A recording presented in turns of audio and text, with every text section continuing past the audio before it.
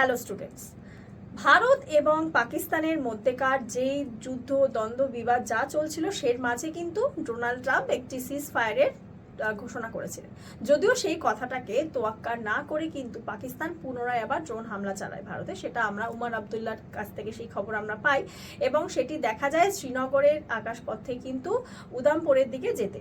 তো সেই সমস্ত পাকিস্তানের ড্রোনগুলোকে কিন্তু নিমেষে ধ্বংস করেছে আমাদের একমাত্র ভারতের তৈরি, সেটা হচ্ছে আকাশ তীর ড্রোন। এটাকে কিন্তু একটি আয়রন ড্রোনও বলা হচ্ছে। এটি বিপিএল এবং ডিআরডিওর সহায়তায় তৈরি হয়েছে মেক ইন ইন্ডিয়া প্রজেক্টের আন্ডারে, এবং এর সমস্ত কিছু পার্টই কিন্তু ভারতবর্ষের তৈরি। এটিকে ইসরায়েলের কিছু এয়ারপ্লেনসের সাথেও তুলনা করা হয়েছে। তোমরা আমাকে একটা কমেন্ট করে জানাও যে রিসেন্টলি ভারতের কোন আইএনএস যেটা কিন্তু শ্যালো ওয়াটারের উপরে চলছে। Thank you.